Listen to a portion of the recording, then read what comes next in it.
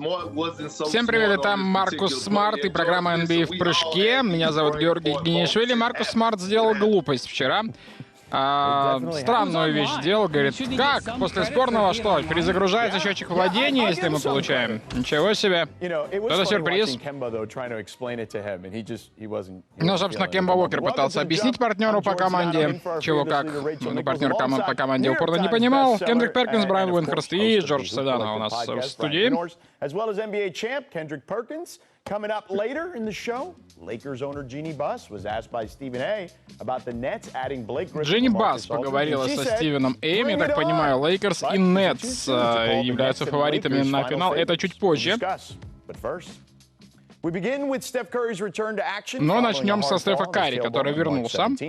Curry scored 32 points, dished out 6 assists, and grabbed 5 rebounds in 30 minutes of action on Monday night in the Warriors' 116-102 win. Warriors выиграли у Чикаго, но Стеф Карри сделал 32 очка. After the game, Steph talked about playing through lingering pain. И он играет через боль. Try to turn it off and just focus on the game. The charge I took was probably, it was a good play, and I tried to brace myself. That's the one that you don't want to second guess moves or decisions that you know. В нападении, которое я на себе поймал, это было хорошо. You kind of just have to deal with it. So, because it's such an unorthodox type of fall, landing on that stair like I did, that Но боли все еще беспокоит, собственно, человека. Я не жалею о решениях, которые я принимал, и как выходил на поле, и что я делал, когда выходил. Такая штука работает, если что. Если копчик ты ушиб. Голден Стейт на 10-м месте на Западе. Каков реалистичный потолок на текущий сезон для Warriors и Стефа?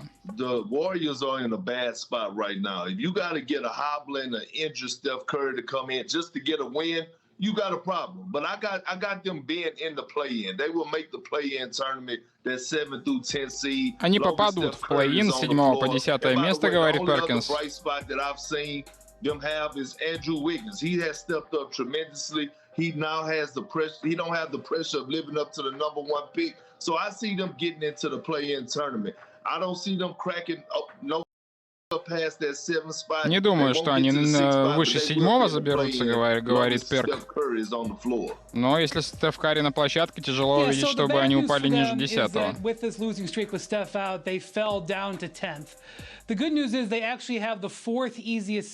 Четвертое самое простое расписание, однако, у команды, да, вот это еще не стоит забывать.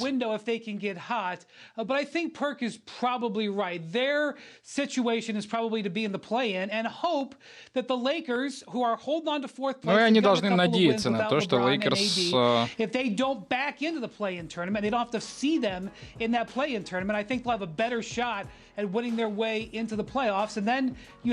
Что Лейкерс не опустятся в этот самый плей-ин тоже без Леброна Джеймса.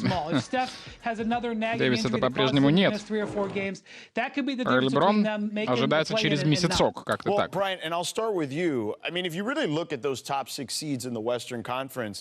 I don't think you can say, even if they had 100% health the whole season, that they're better than any of those 6 teams, right? Топ-6 команд на Западе. Нельзя сказать, наверное, что Голден Стейт сильнее кого-то из этой шестерки, да? Имеется в виду Феникс, Лос-Анджелес и 2, Денвер, само собой, и Портленд. Ну и там Даллас, наверное, который должен также быть достаточно высоко, который все-таки возвращается. Ну, давайте быстренько проверю, а то так на память, видите, не вспомнила турнирную таблицу прямо сейчас. Юта, Феникс, Клипперс, Лейкерс, Денвер и Портленд. Даллас на 7-м, да, но Даллас в 3,5 победах от шестерки. Потолок Warriors в этом сезоне первый раунд. Сказал, как отрезал Кендрик Перкинс. Говорит, все, просто не может быть речи о чем-то большем для них. Хотя первый раунд там могут и пройти. Мало ли чего. Мало ли кто попадется. Плей-ин же не считается первым раундом. Леброн вроде как начал рекрутировать Стефа Карри во время All-Star Weekend. Но он просто, он начал это делать просто потому, что выбрал его в свою команду, да? Is because Steph has a contract extension this summer. He has 1 year left on his contract. And guys, listen, if he signs that extension, he could sign up to $200 million in more money. Стеф может подписать еще один контракт. У него последний год на контракте остается после сезона 2021, и дальше, в общем-то, он может попроситься к Леброну, да? Будет ли он под продление подписывать или нет, или какая-то супер-гипер команда соберется в итоге в Лейкерс. Ну, как это частенько с ним бывает. Леброн вполне себе в курсе, просто, да, как просто умный и наблюдательный человек, что у Стефа впереди решение контрактное, то есть остаться ли в Голден Стейт или сгонять, побегать еще где-нибудь, а потом вернуться в качестве там какого-нибудь магистра Йоды, да, уже наставлять молодых совсем на закате своей карьеры за небольшие деньги.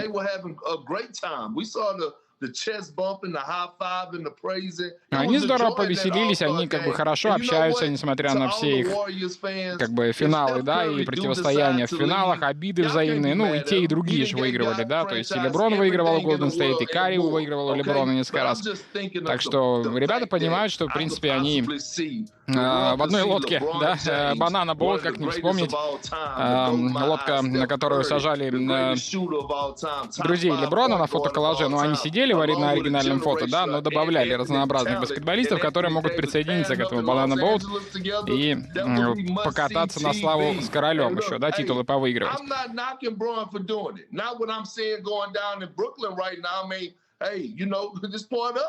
Да, люди сейчас правильно абсолютно Перк говорит, что все стрелы летят сейчас в Бруклин, что они олл-старов у себя, пусть и бывших многих, собирают. Но при этом, ну а чего? Все понятно, зачем ребята это делают, зачем они собираются в суперкоманды, чтобы выигрывать титулы, да, и чтобы делать себе имя, чтобы ковать свое наследие, чтобы повеселиться как следует за хорошие деньги.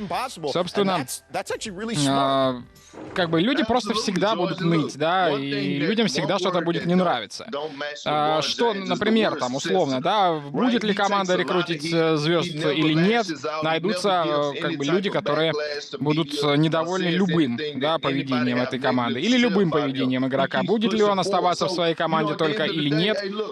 Ну, в общем, всегда найдется тот, кто будет тебя критиковать. Это хорошо, может быть, даже отчасти. Ну, а некоторые элементарно звезды должны были уже давненько выработать от этого иммунитет, да. И понятно, что в некоторой мере это влияет все-таки на восприятие мира или восприятие действительности, или там на решения игроков те или иные, но в глобальном смысле, да, то есть это, конечно, не главный фактор, который заставляет, вынуждает людей принять решение.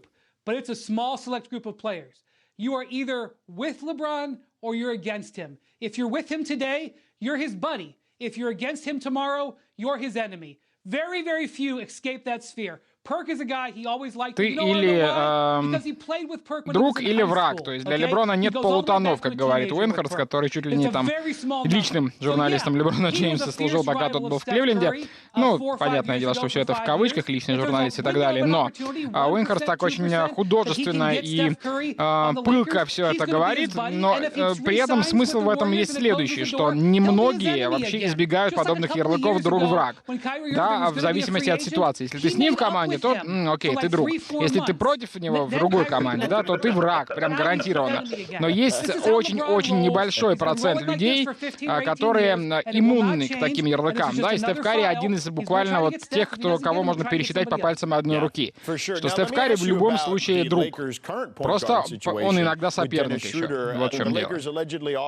Денис Шредер, Лейкерс ему предложили вроде как на 4 года 84 миллиона, и он вроде как отказался.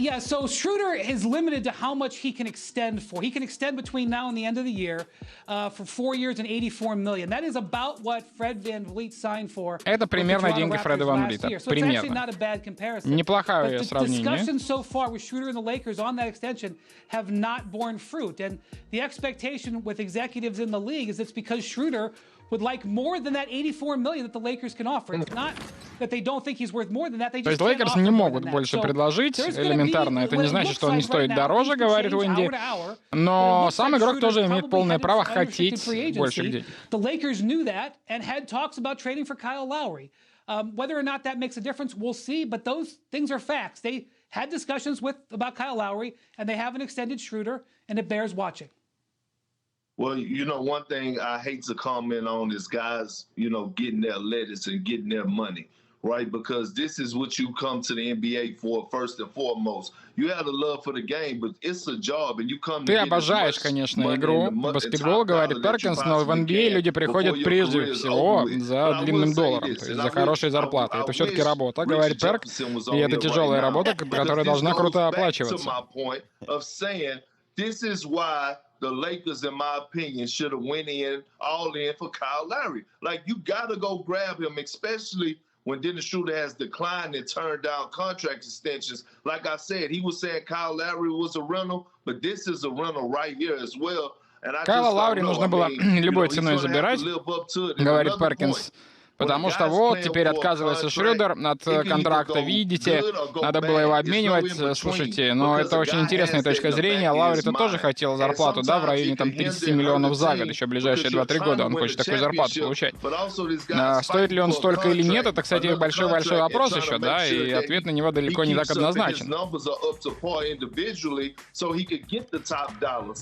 This is why I would have made the trade and got Kyle Lowry. And this is why you were right and Richard is always wrong, Perk. That's the reality of it. And I know if you're watching Richard somewhere in your sweatpants, maybe you're still wearing a jacket because you're just weird like that. Perk was right, you were wrong. All right. Well, coming up next, Джа Моранта. Ну, ладно, на самом деле, имеет право любой человек хотеть зарплату побольше. Другое дело, что дадут или нет, вот в чем вопрос. Дальше, Джа и его лейапы или его данки, что более абсурдно. У нас флешбэк. Вашингтон против Торонто. И угадайте, что? Это нам Гилберт Ареnas штрафной забил. И угадайте, что? Окей. Торонто сравнивает счет на овертайм.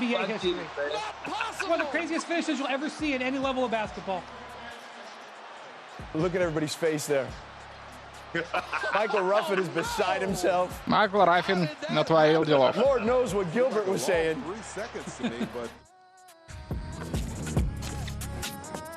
To get a six-pack, and that's slim to none. Gonzaga is going to win tonight, great fashion, and so is Michigan, coached by Juwan Howard. They're going to win in great fashion tonight. USC, and UCLA, that run is over. They reach their ceiling in point blank. Perk, you're saying there's a chance then? I believe in your six-pack, Perk. Come on. No. Maybe a little more funny than that. I don't know what am I make or missing? It's a make or miss league. Cut that. Лига попаданий и промахов в программе NBA в прыжке. Джимми Батлер Эдишн, скажем так. Попадание к 90-е. Sorry. Will you tell Bam I said hello, please? Hey, Jack said get the hell out the screen. Jack said get the hell out the screen. He did. Да, ну отвали из моего интервью, сказал Батлер, собственно. That's for Coach Howard right there. Говорил Бэм, сори. Ребют Джованна Ховарда. Cabbage patch, excuse me, Perk. Let's see your best cabbage patch. Give it to me, Perk. Let's go. Give it to me. Hey, George, first of all, Батлер вообще-то сказал Бэму, что немножко, мол, тебе ведущий, мол, передает, чтобы ты отвалил из кадра. He did the same cabbage patch. It's just part of the Heat culture. Look at Juwan Howard get jig with it. I see. Come on, Perk, get in there. Get in there, Perk. Come on, Perk. No? Yeah, let me see. Ну и все пошли танцевать. Почему бы и нет? No, you would not. No, you would not, Perk. We're going to have to let George carry. One more time. Come on now. All right, Miss Physics. Grizz Rockets. Check out the insane reverse here by Джа. Джа Моранта висит в воздухе примерно всегда. Легко. Просто легко. Here's what he did then. Yeah. Человек умеет сумасшедшие вещи. Под ногой потом еще. Well, the below the rim was in traffic and part of the real game, but Perk, I've never seen a guy dunk on a team like that after the buzzer. Да, после базер-битера человеки вот так вот иногда еще бьют. If you were on that court, I don't know how you would have taken that, Perk, the Perk that I know.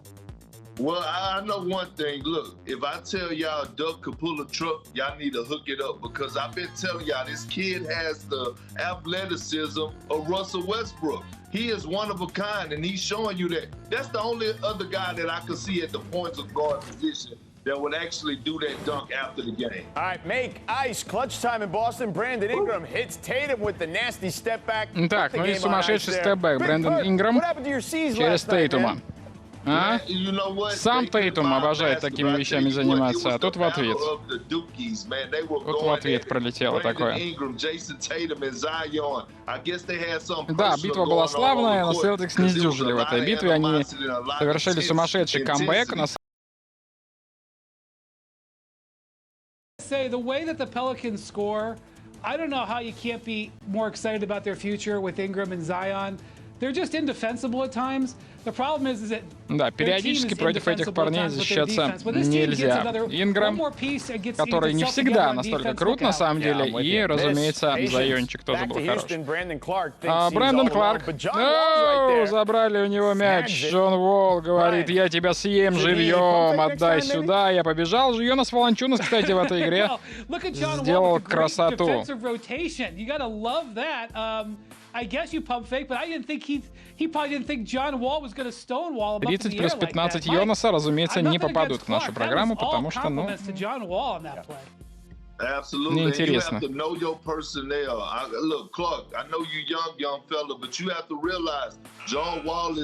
Да, Джон Уолл один из лучших блокирующих защитников, которые когда-либо играли в баскетбол, говорит Кендрик. Ничего себе. Лаури Маркканена немножечко разломал на кусочки Стеф Карри, и не один раз, кстати, это замок сделал, и против Лаури, и не против Лаури Маркканена. Мне так подумалось, что Кайл Лаури и Лаури Маркканен должны играть в одной команде.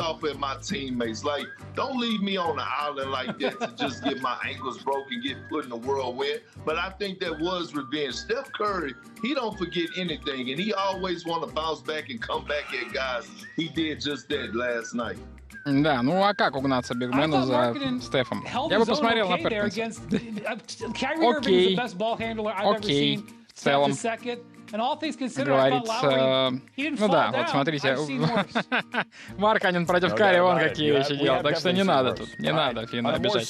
А вообще Винхорст не обижает, он говорит, что вообще да, вообще здорово, что на самом деле он здорово сыграл в этом эпизоде, как только мог. Карл Антони Таунс вышел на площадку 31-12. Не просто очередной матч.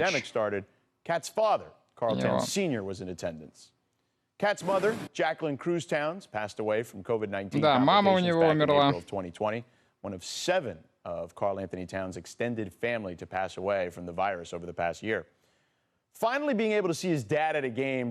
Ну и папа пришел на матч наконец. Да, и это был не просто матч, это были воспоминания невероятные, которые на него нахлынули. Everything. I mean, after the game, even after the loss, you know, he understood how upset I was, you know, losing and everything. But he came to me and he told me something that I don't know, he should have told me. It got me a little emotional. But he was just saying how like my mom would have been proud the way I played. Да, папа сказал, что моя мама бы гордилась мной, если бы она видела это. Watch me play in person, and it's crazy, you know. When I see my dad, I'm like, "Where's my mom? She's gonna come." You know, obviously, she's not gonna show up. So, that affected me, but go out there and play. Да, это на меня влияет, конечно, когда накатывают такие воспоминания непростые, особенно в свете, да, смерти матери, да и у Энтони Таунса, ну, у Карла Антони Таунса куча всего еще и с ним случалось, да, он сам в аварию попадал. Ну, в общем, да, супер непростая судьба молодого человека, будем надеяться, что дальше все наладится. Далее про Клипперс и их победную серию. At 7 p.m. Eastern. Welcome to the Jump. I'm George Sedano in for Rachel Nichols, still joined by Brian Windhorst and Да и продолжаем разговор. Let's get to some comments made by Rockets general manager Rassela Комментарий от генерального менеджера Рокетс. Он сказал насчет Оладипо, что мы решили, мол, что это нам не подходит. Насчет обмена Хапрдена еще сказал ГМ Рокетс. I would for sure 100% do that deal again. Like, you know, again, you guys don't have the advantages of knowing everything that I know. Ребята не знают вокруг, мол, все из того, что знаю я. Но имея все эти знания, которые я имел перед дедлайном, я бы обменял, безусловно, еще раз бы повторил сделку по Хардену. And I told them that was too early. They should do it in 2030. I hope my, performance gets evaluated in 2030. I get like 9 years on that. So, Perk, what is your reaction to Rafael Stone's comments? I mean, it's just BS, to be honest with you. I mean, sitting up here watching and say he had zero regrets, like, you could have had Karis LeVert. You could have had Ben Simmons. And I get it. This is your first time as being a leader of an в 2030 году этот трейд, что это полная фигня, что вы могли получить Бена Симмонса, вы могли получить гораздо лучше, да, какие-то ресурсы еще, чем получили. Вы отдали человека, который, возможно, MVP сезона прямо сейчас. Но, с другой стороны, мол, вы ни за что отдали его. В общем, главная претензия Перка. Понятно, что не обменивать Хардена не было опции, просто потому что он запросил этот обмен, да, и он не хотел в Хьюстоне играть ни под каким предлогом. А рычагов для давления у команды не особо много нынче. Да, они могут оставить игрока и просто сгноить у себя в составе, условно, потому что, извините за выражение, не платить ему зарплату или платить ему зарплату, а он не будет играть. Или не платить зарплату за то, что он там не по какой-то причине здоровья, да, пропускает матчи. Но обменяли в итоге, попытались как-то разжиться какими-то драфт-пиками, молодыми исполнителями.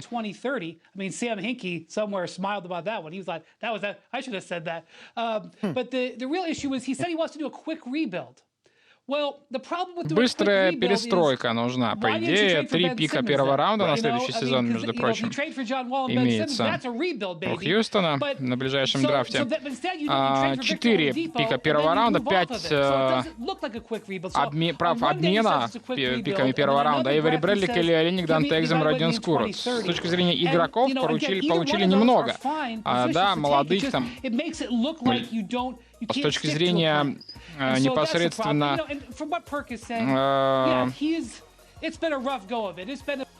с точки зрения пиков получили нормально.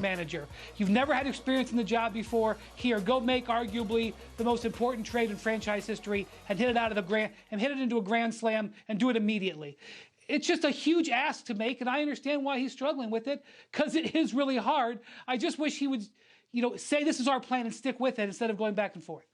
Brian, should they have stuck with Karis LeVert? Because the Ben Simmons, I guess, look, I would have taken Ben Simmons. I think Ben Simmons is an unbelievable player. I think Ben Simmons, gets way too much grief, but because of the shooting, but he's incredible really at everything else. And I think the other stuff will come along.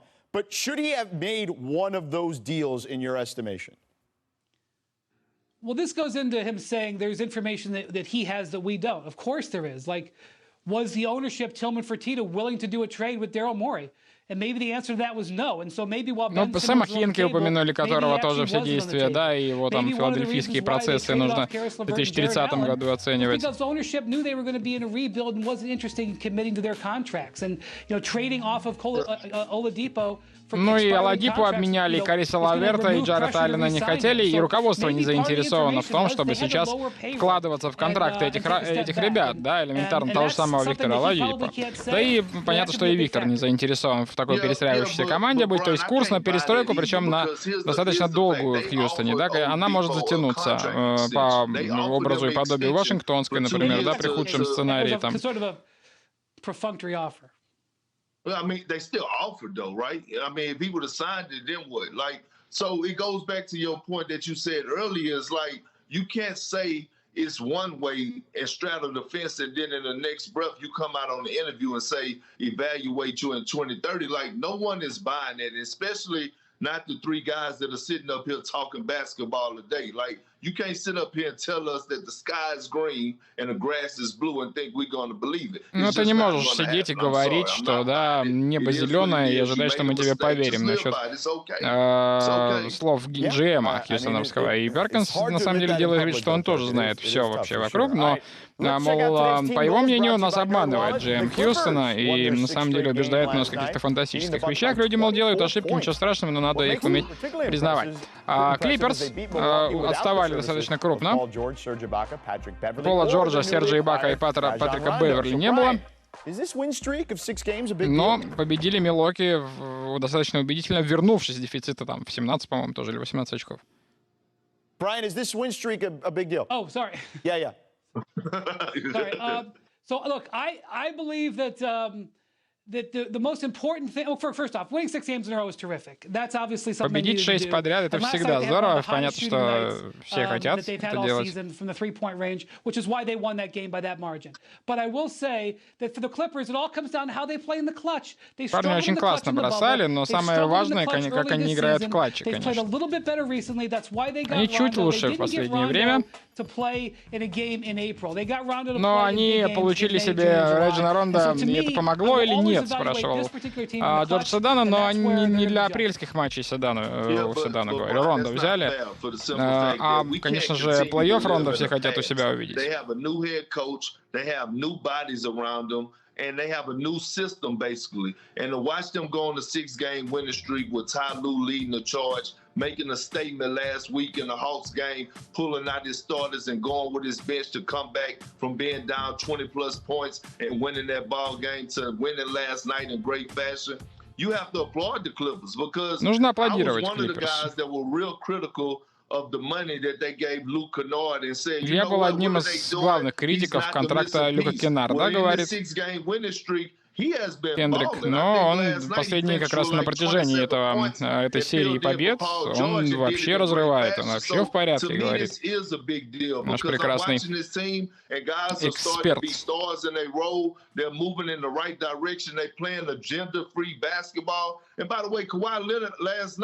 Almost notched a triple-double. I mean, he was affecting the game at all. Он влиял на матч, и прежде всего, понятно, в нападении, но он был плеймейкером, он подбирал, он набирал очки. Именно такие вещи ты и хочешь видеть от человека, которому ты дал такой неплохой весьма контракт. Do you guys remember a couple of weeks ago before they had the 6-game win streak? I think they had a 5-8 stretch, and Paul George a number of times complained about lack of free throw attempts and things of that nature. Well, since then, they've attacked the paint a lot more in this 6-game winning streak. If you look at some of the numbers, they're up. They're 6 points per game better as far as points in the paint, and their free throw numbers are up during this stretch as well. And Perk, to me, I think that's a huge key. But I also want to ask you this, because you played for Ty Lue, and Brian, you covered him. Он играл при Тайроне Лю, да, Перкинс имеется в виду, а Брайан писал о нем. Right, for either later in the season or the postseason. How much of a factor do you think that is as we head closer to the postseason, Perk? Ну, видите, последние 6 матчей, то есть очки из 3-секундной возросли, и попытки с линии штрафных возросли.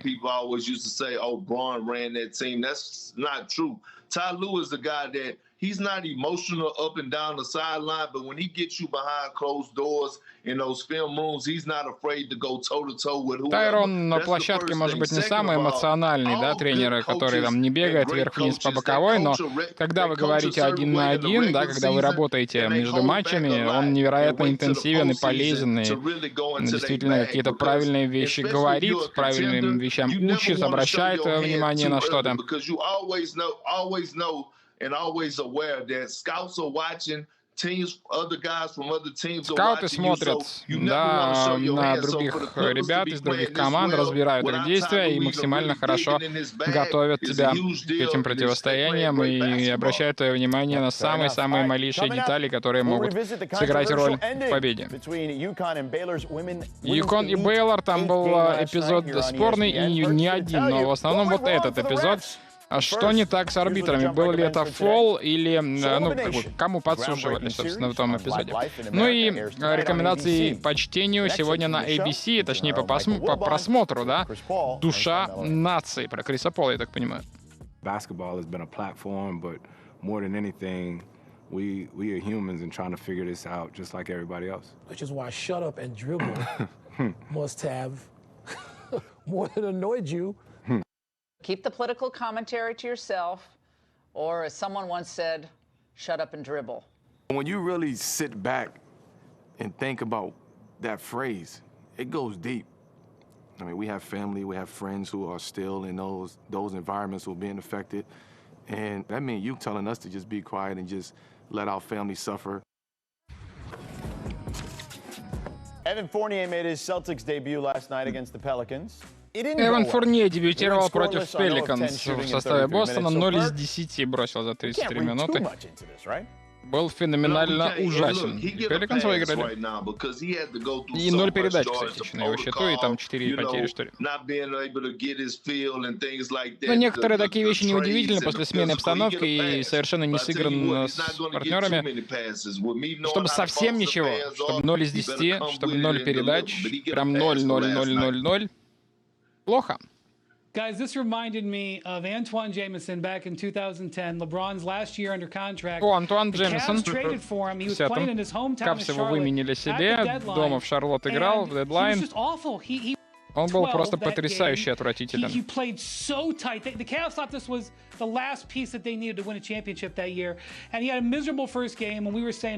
Ну и казалось, что он, да, там им требовалось последний штрих, чтобы выиграть титул. Казалось, да, команде, что вот они поняли, чего кого подписывать, как, зачем, сколько, почему. Но в итоге оказалось, что это был просто фиаск и провал, и вообще. Так что вот похоже на ситуацию с Джеймсоном. Ну, значит, спасать игрока. Если это фол, свистишь, если нет, не свистишь. В чем проблема-то? Ладно, Джинни Бас говорит про Нетс, что давайте, погнали, мол, мы готовы к финалу. Ничего себе. Но для начала наш второй флешбэк на сегодня. Вот этот флешбэк из 96-го года. Угадайте чего? Чикаго Буллс, Харпер, Скотти, уничтожающий людей. Come on, Scotty. Poor Brent Barry. Man, I respect Brent Barry for trying to play defense. We don't shame defenders. Did not make a business decision. All right, it's crunch time here on The Jump. History being made all around in the hoop world yesterday, as Rassela Уэстбрук recorded his fourth career 20-point, 20-assist triple-double. Рассел Уэстбрук, четвертый в карьере, трипл-дабл с 20 очками и 20 хотя бы передачами делает. Без Брэдли Билла, да, сделал потрясающую штуку. 20 плюс 20 трипл-даблов в истории НБА больше всех именно у Уэстбрука. Вот, мол, мамба-менталити настоящая. Делает вечную статистику и плевать на победы. Хотя вчерашний матч Вашингтон выиграл, между прочим. 21-14, you dominated in every category. This is one of the greatest individual performers of all time. Да, он один из лучших индивидуальных предпринимателей с точки зрения баскетбола. Crazy. That's even by Westbrook standards. That's an incredible game. And as far as the Wizards go, Rui Hachimura, their second-year forward, is putting together good game after good game. Рой Хачимура стабильно играет здорово, да, 26 плюс 2 там делает в этом матче, и пару игр подряд проводит феноменальных, так что, мол, ожидайте, что он будет очень хорош. $305 million in funding from legendary NBA figures, including Kevin Durant and Michael Jordan. Perk, we know you recently were gifted some Top Shot packs by Josh Hart. Ну вот Top Shot. Are you in on the NBA Top Shot wave? I know you wrote the story for ESPN. Вещи, да, которые можно купить, коллекционировать видеоштуки, которые по-разному стоят. Я еще не понял, но это какая-то редкие хайлайты, цифровую копию, которых ты там себе открываешь, что-то похожее на спортивные симуляторы, где пэкэджи тоже открываешь. Я не врубился, если честно, что это значит. Ну, вроде какие-то дорогие вещи. По какому принципу они стоят, там, дороже или дешевле, я, честно скажу, не знаю. Но ребята, да, вот Джордан, Кевин Дюрант вкладываются в такие вещи.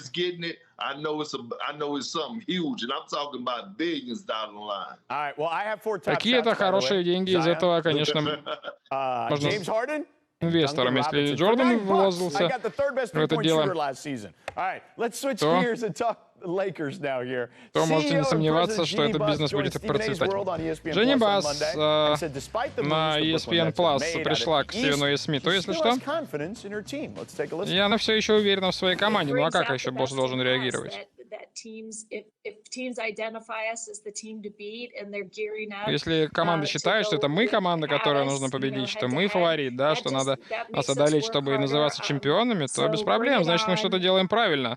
Давайте bring it on, ребята, мол, давайте тащите свои тела в финал, давайте сразимся, если вы такие крутые, фактически говорит.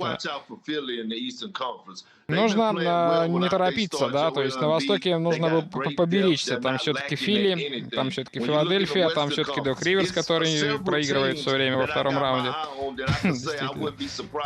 If they holding up the trophy at the end of the year. That's the Clippers, the Utah Jazz, the Portland Trail Blazers. Я бы не удивился, если бы Клипперс, Юта или Портленд или Денвер, да, в итоге поднял бы над головой титул.